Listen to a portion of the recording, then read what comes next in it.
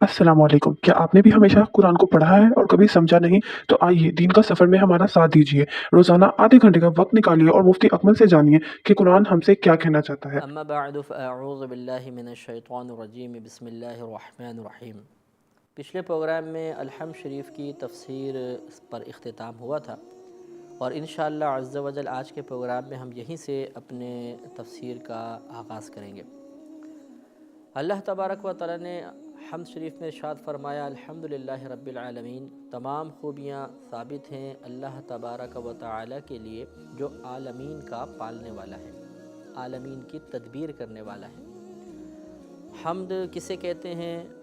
अल्लाह तबारक व तआला के लिए जो लफ्ज़ अल्लाह इस्तेमाल किया जाता है, ये क्या है और किस ज़ात के लिए इस्तेमाल किया जाता है, ये पूरी तफसील हम पिछले प्रोग्राम में आपकी खिदमत में अर्ज़ कर चुके हैं। आगे जो है रब का लफ्ज़ ये मुख्तलिफ़ मानी में इस्तेमाल होता है। ये मालिक के लिए भी आता है, सय्यद के लिए, मोहतमिम के लिए और तदबीर करने वाले के लिए, ये तमाम मानी के लिए इस्तेमाल किया जाता है। और आलमीन ये आलम की जमा है और आलम का इतलाक़ या आलम का लफ्ज़ अल्लाह तबारक व तआला के अलावा इस कायनात में मौजूद जितनी भी अशिया हैं उन सब के मजमूए पर बोला जाता है। हर चीज़ एक आलम है। अल्लाह तबारक व तआला के मा सिवा को आलम कहते हैं और इसके जमा है आलमीन। ये जमा जो आलमीन इस्तेमाल हुई, चूँकि आलम मुख्तलिफ़ होते हैं। एक मसलन आपने सुना है आलम अरवाह है, आलम बरज़ख है, फिर इंसानों का एक आलम है, जिन्नात का एक आलम है। ये तमाम चूँकि बहुत सारे आलम हैं, इसलिए इन पर आलमीन का इतलाक़ होता है, यानी जमा का लफ्ज़ इस्तेमाल किया जाता है। तो अब माना ये होगा कि तमाम खूबियाँ साबित हैं अल्लाह तबारक व तआला के लिए जो आलमीन का पालने वाला है, आलमीन की तदबीर करने वाला है। और रहमान रहीम, वो रहमान है, रहीम है। रहमान और रहीम की तफसीर हमने बिस्मिल्लाहिर्रहमानिर्रहीम के तहत भी तफसील ज़िक्र की थी। मालिक यौमिद्दीन, वो रोज़े जज़ा का मालिक है। मालिक उस ज़ात को कहते हैं जो अपनी मिल्क में मौजूद शय में हर किस्म का तसर्रुफ़ कर सके। उसको उसके अंदर तब्दीली पैदा करना, किसी को देना, किसी से उसको रोकना, इस तमाम चीज़ों का उसको इख्तियार हासिल हो तो हम कहेंगे कि ये शख्स इस शय का मालिक है। तो अल्लाह तबारक व तआला ने इरशाद फरमाया कि वो रोज़े जज़ा का मालिक है। दीन का माना होता है जज़ा, यौम माने दिन, जज़ा के दिन का मालिक, मुराद है बरोज़ क़यामत। अब यहाँ एक सवाल बेदार होता है कि अल्लाह तबारक व तआला तो इस वक्त जो मौजूदा ज़माना है इसका भी मालिक है, क़यामत का भी मालिक होगा, उसके बाद का भी मालिक होगा। फिर यहाँ पर खुसूसन क़यामत के दिन में अपनी मिल्कियत के इजहार को क्यों मुंतखब किया गया? इसका जवाब ये है कि दुनिया में, इस आलम में अल्लाह तबारक व तआला यकीनन मालिक है, इसका किसी को इनकार नहीं। हकीकतन लफ्ज़ मालिक का इतलाक़ अल्लाह तबारक व तआला के लिए ही मुनासिब है, लेकिन मजाजी तौर पर अल्लाह तबारक व तआला के अलावा इस कायनात में दूसरों को भी, गैरुल्लाह को भी मालिक कहा जाता है। जैसे हम कहते हैं कि इस घर का मालिक, इस फैक्ट्री का मालिक, इस जानवर का मालिक।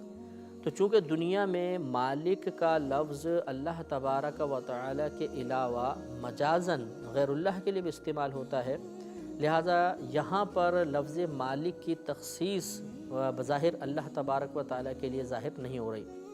और बरोज़ क़यामत जब तमाम कायनात फ़ना हो जाएगी और हकीकतन सिर्फ़ अल्लाह तबारक व तआला की मिल्क का ही ज़ुहूर होगा और अल्लाह तबारक व तआला के अलावा मजाज़न भी किसी के लिए मिल्क साबित नहीं होगी, तो वो एक हकीकी तौर पर अल्लाह तबारक व तआला की मिल्कियत का ज़ुहूर है। इस वजह से अल्लाह ताला ने उस दिन में अपने आप को मालिक होना यहाँ पर ज़िक्र फरमाया ख़ास तौर पर।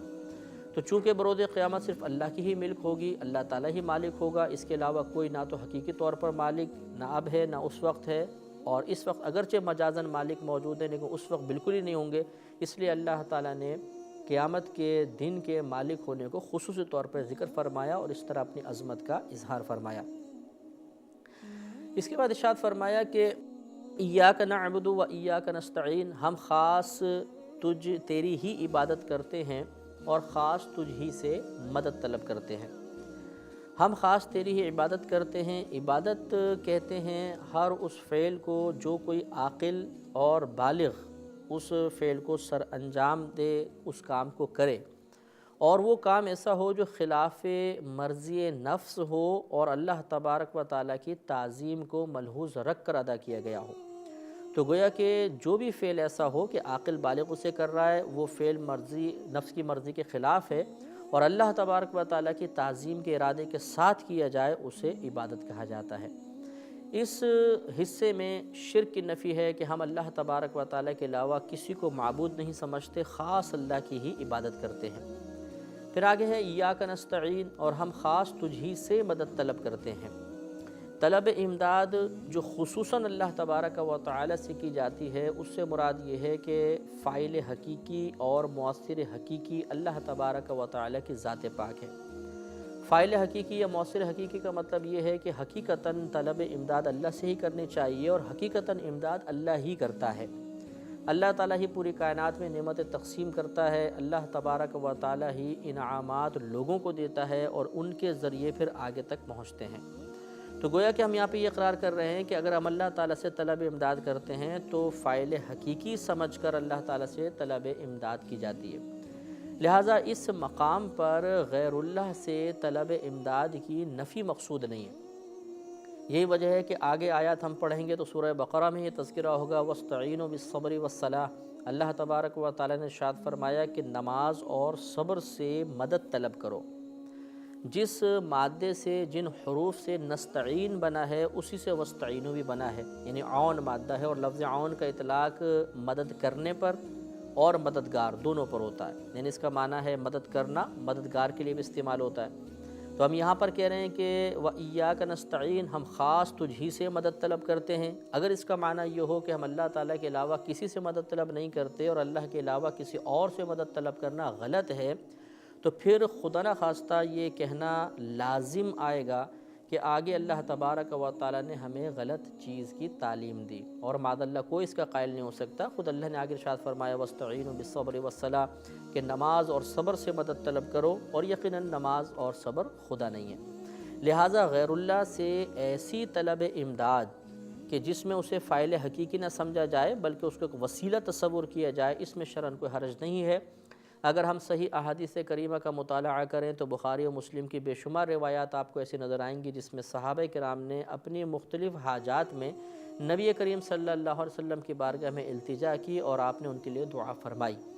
تو یہ دعا کا طالب ہونا بھی حقیقتاً ایک طلب امداد ہے، اپنے مقصود کو حاصل کرنے کے لیے، اپنے مسائل کے حل کے لیے، اپنی حاجات کو پورا کرنے کے لیے صحابہ کرام نے بارگاہ رسالت میں درخواست پیش کی اور نبی کریم صلی اللہ علیہ وسلم نے باقاعدہ دعا کے ذریعے ان کی مدد فرمائی۔ اس سے یہ معلوم ہوا کہ یہاں پر اگرچہ ہم یہ ثابت کر رہے ہیں یا یہ ثابت ہو رہا ہے کہ ہم اللہ تعالیٰ سے ہی خاص طلب امداد کرتے ہیں، لیکن اس چیز کے ثابت ہونے سے اس بات کی نفی نہیں ہو رہی کہ غیر اللہ سے مدد مانگنا منع ہے۔ لہٰذا اگر ہم کسی سے طلب امداد کرتے ہیں، کچھ پیسے مانگتے ہیں، کسی اور کام میں مدد طلب کرتے ہیں، تو وہاں پر ہمارا نظریہ اور عقیدہ یہی ہونا چاہیے کہ حقیقتاً اس مقام پر بھی مدد کرنے والی ذات اللہ تبارک و تعالیٰ کی ہی ہے۔ یہ جو شخص ہے یا یہ جو چیز جس سے ہم طلب امداد کر رہے ہیں، یہ فقط اللہ تعالیٰ کی مدد کو ہم تک پہنچانے کا ایک وسیلہ ہے۔ اگر وسیلہ اور ذریعہ سمجھ کر ہم کسی سے مدد طلب کریں گے تو اس میں شرعاً کوئی حرج نہیں ہوگا۔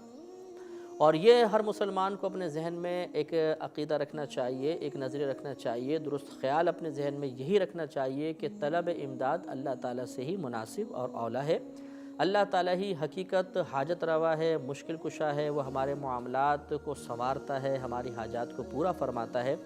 اور احادیث کریمہ بھی اس قسم کے مضامین کی نشاندہی کرتی ہیں۔ ترمذی شریف صفحہ 361 پر حضرت ابن عباس رضی اللہ تعالیٰ عنہ سے یہ مروی ہے کہ نبی کریم صلی اللہ علیہ وسلم نے ان سے ارشاد فرمایا کہ اے بیٹے، میں تمہیں چند باتوں کی تلقین کرتا ہوں، انہیں ہمیشہ یاد رکھنا۔ پھر آپ نے ارشاد فرمایا کہ اگر تم اللہ تبارک و تعالیٰ کو یاد رکھو گے تو اللہ تعالیٰ تمہاری حفاظت فرمائے گا۔ اگر تم اللہ تبارک و تعالیٰ کا ذکر کرو گے تو اللہ تعالیٰ کو تم اپنے سامنے پاؤ گے۔ اگر تم کوئی سوال کرنا چاہو تو اللہ تعالیٰ سے ہی سوال کرو، اگر مدد طلب کرنا چاہو تو اللہ تبارک و تعالی سے ہی طلب امداد کرو۔ پھر ارشاد فرمایا کہ اگر پوری دنیا کے لوگ، تمام لوگ تمہیں کسی چیز کا نفع پہنچانے پر جمع ہو جائیں تو اتنا ہی نفع پہنچا سکتے ہیں جتنا اللہ تبارک و تعالی نے تمہاری قسمت میں لکھ دیا ہے، اور اگر تمام لوگ تمہیں نقصان پہنچانے پہ جمع ہو جائیں تو اتنا ہی نقصان پہنچا سکتے ہیں جتنا اللہ تبارک و تعالی نے تمہاری قسمت میں لکھا ہے۔ اس سے معلوم ہوا کہ خود نبی کریم صلی اللہ علیہ وسلم نے اللہ تبارک و تعالی سے طلب امداد کا حکم ارشاد فرمایا، لیکن چونکہ ساتھ ساتھ خود صحابہ کرام کا اپنی حاجات کے سلسلے میں دعا کی غرض سے بارگاہ رسالت میں حاضر ہونا ثابت ہے، اور ان کی اس درخواست پر آپ کا باقاعدہ دعا فرمانا اور دعا کے ذریعے اللہ تعالیٰ کی بارگاہ سے ان کو انعامات دلوانا بھی ثابت ہے۔ اس سے ثابت ہوتا ہے کہ جہاں نبی کریم صلی اللہ علیہ وسلم طلب امداد کے لیے صرف اللہ تبارک و تعالیٰ کی بارگاہ میں درخواست کرنے کی تلقین ارشاد فرما رہے ہیں، وہاں بھی مقصود یہی ہے کہ فاعل حقیقی سمجھ کر، مؤثر حقیقی سمجھ کر اللہ تبارک و تعالیٰ سے ہی طلب امداد کی جائے۔ اور اگر کوئی غیر اللہ سے مدد طلب کرتا ہے لیکن نظریہ یہ ہے کہ یہ صرف ایک اللہ کی بارگاہ سے انعام دلوانے کا وسیلہ ہے، حقیقتاً جو کچھ دے گا وہ اللہ تبارک و تعالی ہی دے گا، وہی عطا فرمائے گا، تو اس میں پھر شرعاً کوئی حرج نہیں رہتا ہے۔ آگے ارشاد فرمایا اہدنا الصراط المستقیم صراط الذین انعمت علیہم، اے اللہ تو ہمیں سیدھا راستہ چلا، ان لوگوں کا راستہ جن پر تو نے انعام فرمایا۔ اہدی، یہ اس کا معنی ہے اے اللہ تو ہمیں ہدایت عطا فرما، تو سیدھا راستہ چلا۔ یہ ہدایت لفظ سے بنا ہے، اور ہدایت کا لغوی معنی ہوتا ہے راہ دکھانا، اور اصطلاحی طور پر شرعی لحاظ سے ہدایت کا اطلاق یا ہدایت کا لفظ دو معانی کے لیے استعمال ہوتا ہے، ایک ایصال الی المطلوب، دوسرا اراءۃ الطریق۔ ایصال الی المطلوب کا مطلب ہوتا ہے کہ مطلوب اور مقصود یا منزل تک پہنچا دینا، اور اراءۃ الطریق کا معنی ہوتا ہے راستہ دکھانا۔ ان دونوں میں فرق یہ ہوتا ہے کہ منزل تک پہنچانے کے بعد گمراہی نہیں ہوتی ہے، اور اراءۃ الطریق یعنی راستہ دکھانا، اس میں گمراہی ممکن ہے۔ تو مثال کے طور پہ یوں سمجھ لیجئے کہ جیسے کوئی شخص ہم سے کہتا ہے کہ میں فلاں مقام پہ جانا چاہتا ہوں، وہ کہاں ہے؟ ہم اسے کہیں آئیے ہمارے ساتھ بیٹھیے، ہم آپ کو اس مقام تک پہنچا دیتے ہیں، اور پھر ہم اس مقام تک اس کو پہنچا دیں اور کہیں کہ یہ ہے آپ کی منزل، تو اسے کہیں گے ایصال الی المطلوب۔ اور ایک ہے کہ کسی نے آ کے ہم سے پوچھا کہ وہ فلاں جگہ کہاں ہے، میں وہاں جانا چاہتا ہوں، ہم نے کہا دیکھیے یہاں سے سیدھے جائیے گا، پھر رائٹ سائڈ مڑیے گا، پھر تھوڑا سا سیدھے چلیے گا، ایک راؤنڈ اباؤٹ آئے گا، اس سے لیفٹ سائڈ مڑ کر پھر چوتھی گلی میں آپ کی منزل ہے۔ اب یہ ہے اراءۃ الطریق، راستہ دکھانا۔ اس میں ممکن ہے کہ یہ شخص جب اس راستے پر چلے تو بھٹک جائے اور ہماری بتائی ہوئی باتیں اس کے ذہن میں نہ رہیں، اور کوئی اور درمیان میں اس کو گمراہ کر دے، کسی اور طرف نکل جائے، تو یہ ان دونوں میں فرق ہوتا ہے۔ تو لہٰذا یاد رکھیے کہ ایصال الی المطلوب یہ اللہ تبارک و تعالیٰ کے لیے استعمال ہوتا ہے، کیونکہ جب اللہ تعالیٰ کی طرف سے ہدایت عطا کر دی جائے تو اس سے مراد ہوتا ہے کہ اللہ تعالیٰ اسے منزل مقصود پر پہنچا دیتا ہے۔ اور اراءۃ الطریق یہ یعنی راستہ دکھانا، یہ انبیاء علیہم السلام کی شان ہوتی ہے، یا اولیاء کرام کا یہ مطلب حصہ ہوتا ہے کہ ان کا کام ہوتا ہے راستہ دکھانا۔ یہ مخلوق کو دونوں راستوں کی نشاندہی کر دیتے ہیں کہ یہ درست راستہ ہے، یہ غلط راستہ ہے، یہ اللہ تعالیٰ کی رضا کے حصول کا راستہ ہے، یہ اللہ تعالیٰ کی ناراضگی کا راستہ ہے۔ ان کا کام اتنا ہوتا ہے، اس کے بعد ان کا کام ختم ہو جاتا ہے۔ اب سامنے والے پر ہے کہ وہ کس راستے کو اختیار کرتا ہے۔ تو جب اللہ کی طرف سے ہدایت حاصل ہو جائے تو حقیقتاً وہ منزل مقصود پر پہنچنا ہے، اس کے بعد گمراہی نہیں ہوتی ہے۔ اور انبیاء علیہم السلام جب کسی کو راستہ دکھاتے ہیں تو عین ممکن ہے کہ وہ شخص انبیاء علیہم السلام کے بتائے ہوئے راستے کو کما حق ہو اختیار نہ کرے تو گمراہ ہو جائے۔ قرآن عظیم میں جہاں کہیں اللہ تبارک و تعالیٰ نے نبی کریم صلی اللہ علیہ وسلم سے ہدایت کی نفی کی ہے، اس سے مراد ایصال الی المطلوب ہے، یعنی منزل مقصود تک پہنچانا۔ چنانچہ سورہ قصص میں آیت نمبر 56 ہے، اللہ تعالیٰ ارشاد فرماتا ہے کہ اِنَّکَ لَا تَهْدِی مَنْ أَحْبَبْتَ وَلَكِنَّ اللَّهَ يَهْدِی مَنْ یَشَاءُ، کہ اے حبیب کریم صلی اللہ علیہ وسلم آپ جس کو چاہتے ہیں اسے ہدایت عطا نہیں فرما سکتے، ہاں لیکن اللہ تبارک و تعالیٰ جسے چاہتا ہے ہدایت عطا فرما دیتا ہے۔ اس سے مراد یہ ہے کہ آپ کا منصب ہے اراءۃ الطریق، راستہ دکھانا، تو اگر آپ نے راستہ دکھا دیا تو اس کے بعد آپ اگر یہ چاہیں کہ یہ منزل مقصود تک بھی پہنچ جائے تو یہ ہو سکتا ہے کہ وہ اپنے شامت اعمال کی بنا پر وہاں تک نہ پہنچ سکے۔ لہٰذا اس کو اللہ تعالیٰ نے اس طرح تعبیر فرمایا کہ جس کو آپ چاہتے ہیں کہ منزل مقصود تک پہنچ جائے تو ضروری نہیں کہ وہ پہنچے، ہو سکتا ہے کہ آپ کے بتائے ہوئے راستے سے بھٹک جائے۔ اور جہاں کہیں اللہ تبارک و تعالیٰ نے نبی کریم صلی اللہ علیہ وسلم نے کے لیے ہدایت کا اثبات فرمایا ہے، اس سے مراد اراءۃ الطریق ہے۔ لہٰذا سورہ شورى آیت نمبر 52 میں اللہ تعالیٰ ارشاد فرماتا ہے وَإِنَّكَ لَتَهْدِي إِلَىٰ صِرَاطٍ مُسْتَقِيمٍ، اور بے شک آپ سیدھے راستے کی طرف ہدایت عطا فرماتے ہیں۔ تو یہاں مراد ہے اراءۃ الطریق، راستہ دکھانا۔ تو بس خلاصہ کلام یہ ہوگا کہ ہدایت کے دو معنی ہیں، ایک ہے منزل مقصود تک پہنچا دینا، یہ اللہ تبارک و تعالیٰ کا خاصہ ہوتا ہے، اور دوسرا ہے راستہ دکھانا، یہ انبیاء علیہ السلام اور اولیاء کرام وغیرہ کی شان ہوتی ہے۔ اور صراط مستقیم سے مراد اس کا لغوی معنی ہوتا ہے سیدھا راستہ، اور شرعی اصطلاح میں صراط مستقیم سے مراد وہ عقائد ہیں، وہ نظریات ہیں کہ جن کو اختیار کرنے کے بعد انسان اللہ تبارک و تعالیٰ کی رضا اور اخروی فلاح و کامرانی حاصل کرنے میں کامیاب ہو سکتا ہے۔ لہذا گویا کہ ہم اللہ کی بارگاہ میں عرض کر رہے ہیں کہ اہدنا الصراط المستقیم، یا رب کریم ہمیں درست عقائد تک پہنچا دے، ان پر ہمیں استقامت عطا فرما، تاکہ ہم ان انعام یافتہ بندوں کے ساتھ ہو جائیں کہ جن پر تو نے پہلے انعام نازل فرمایا ہے۔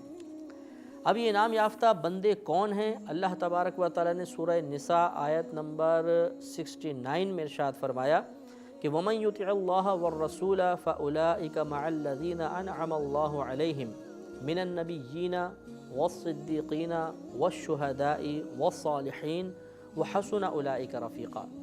اللہ تعالیٰ ارشاد فرماتا ہے کہ جو اللہ تبارک و تعالیٰ اور اس کے رسول کریم صلی اللہ علیہ وسلم کی اطاعت کرے وہ ان لوگوں کے ساتھ ہوگا جن پر اللہ تبارک و تعالیٰ نے اپنا انعام نازل فرمایا، اور پھر فرمایا کہ یعنی وہ انبیاء علیہ السلام ہیں، صدیق ہیں، شہداء ہیں اور صالحین ہیں، وحسن اولئک رفیقا، اور یہ کیا ہی اچھے ساتھی ہیں۔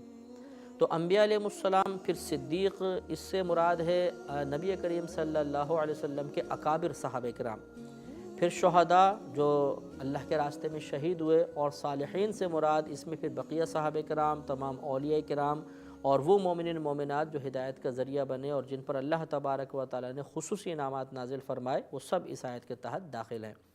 تو گویا کہ ایک اصول یہ ہمیں دے دیا گیا کہ اللہ تبارک و تعالیٰ کے انعام یافتہ بندوں کا راستہ ہی ہدایت کا راستہ ہے، وہی صراط مستقیم ہے، اور اس پر راستے پر چلنے کے لیے اللہ تبارک و تعالیٰ نے دعا کرنا اس حمد شریف میں ہم پر لازم کر دیا ہے، کیونکہ جب ہم نماز پڑھتے ہیں تو سورہ الحمد پڑھنا واجب ہوتا ہے، تو گویا کہ دعا مانگنا بھی واجب ہے۔ اس سے معلوم ہوا کہ اگر ہم ہدایت کا راستہ حاصل کرنا چاہتے ہیں تو اللہ تبارک و تعالیٰ کے انعام یافتہ بندوں کے اعمال کا مشاہدہ کریں۔ نبی کریم صلی اللہ علیہ وسلم کے زمانہ اقدس سے لے کر آج تک کم و بیش 1500 سال کے عرصے میں جتنے ہمارے نبی کریم صلی اللہ علیہ وسلم، پھر آپ کے جتنے صحابہ کرام تھے، پھر جتنے اولیاء کرام گزرے ہیں، یقیناً یہ اللہ تعالیٰ کے انعام یافتہ بندے ہیں۔ ان کے اعمال کا مشاہدہ ہمیں یہ بتا سکتا ہے کہ کون سا راستہ صراط مستقیم ہے، اور ان کے اعمال سے ہٹ کر کوئی اگر راستہ ہے تو یقیناً پھر وہ راستہ گمراہی کا راستہ ہوگا، غلط راستہ ہوگا۔ ان کے راستے سے ہٹ کر راستے سے مراد یہ ہے جو ان کے نظریات، ان کے عقائد کے مخالف ہو، وہ راستہ غلط راستہ ہوگا، اس سے ہمیں بچنا چاہیے، اور اللہ تعالیٰ کے انعام یافتہ بندوں کے راستے پہ چلنے کی بار بار دعا کرنی چاہیے۔ آخر میں ارشاد فرمایا غیر المغضوب علیہم ولا الضالین، اور اے اللہ تعالیٰ ہمیں ان لوگوں کے راستے پہ نہ چلا جن پر تیرا غضب نازل ہوا یا جو گمراہ ہوئے۔ مغضوب غضب سے نکلا ہے۔ جب اللہ تبارک و تعالیٰ کے لیے غضب کا لفظ استعمال ہوتا ہے تو اس سے مراد ہوتا ہے ارادہ انتقام یا انتقام۔ تو گویا کہ ہم یہ کہہ رہے ہیں کہ اللہ تعالیٰ تو ہمیں اپنے انعام یافتہ بندوں کے راستے پہ چلا، ان لوگوں کے راستے پہ نہ چلا جن سے تو نے انتقام لیا، جن پر تیرا غضب نازل ہوا، اور ولا الضالین، اور نہ ان لوگوں کا راستہ جو گمراہ ہوئے۔ ضالین یہ دلال سے نکلا ہے، دلال یہ گمراہی کو کہتے ہیں، اور گمراہی ہدایت کی ضد ہوتی ہے۔ یہاں پر مغضوب یعنی جن پہ غضب نازل ہوا ان سے مراد یہود ہیں، اور ضالین جو گمراہ ہوئے ان سے مراد نصارہ یعنی عیسائی ہیں۔ تو تو گویا کہ یہ وہ دو قومیں تھیں کہ جن پر اللہ تعالیٰ کا غضب نازل ہوا تھا، جو گمراہ ہو گئی تھیں. تو ہم اللہ کی بارگاہ میں درخواست کرتے ہیں کہ اللہ تعالیٰ تو ہمیں ان لوگوں کے راستے پہ چلا جن پر تیرا انعام نازل ہوا، ان لوگوں کے راستے پہ نہ چلا کہ جن پر تیرا غضب ہوا یا جو راستے سے گمراہ ہو گئے تھے. ہم شریف جب ختم کرتے ہیں تو عموماً ہم کہتے ہیں آمین. یہ نبی کریم صلی اللہ علیہ وسلم کی سنت کریمہ ہے، اور اس کا معنی ہوتا ہے استجب، اے اللہ اس دعا کو قبول فرما لے. بخاری شریف جلد 1 صفحہ 108 پر نبی کریم صلی اللہ علیہ وسلم سے یہ مروی ہے، آپ نے ارشاد فرمایا، حضرت ابو ہریرہ رضی اللہ تعالیٰ عنہ اس کے راوی ہیں، کہ جب تم میں سے کوئی شخص آمین کہتا ہے تو اللہ تبارک و تعالیٰ کے فرشتے آسمان پر آمین کہتے ہیں. جس شخص کی آمین فرشتوں کی آمین کے ساتھ ہو جاتی ہے، موافق ہو جاتی ہے، تو اللہ تبارک و تعالیٰ اس کے پچھلے تمام گناہوں کی بخشش فرما دیتا ہے. لہذا جب بھی الحمد شریف پڑھیں تو ہمیں آمین بھی کہنا چاہیے، سنت کریمہ ہے، ہو سکتا ہے کہ ہمارے گناہوں کی بخشش کا ذریعہ بن جائے. تو یہاں تک الحمد شریف کی تفسیر ہماری مکمل ہوئی. ہمارے اس پروگرام کا وقت تقریباً ختم ہو چکا ہے، تو انشاءاللہ کل ہم اگلے پروگرام کے ساتھ مزید آیات کی تفسیر کے ساتھ آپ کی خدمت میں حاضر ہوں گے. اجازت دیجیے، السلام علیکم. اگر ویڈیو اچھی لگی ہو تو اس کو دوسروں کے ساتھ ضرور شیئر کیجیے، اور ہاں، ایسی ویڈیوز کے لیے چینل کو سبسکرائب کرنا مت بھولیں.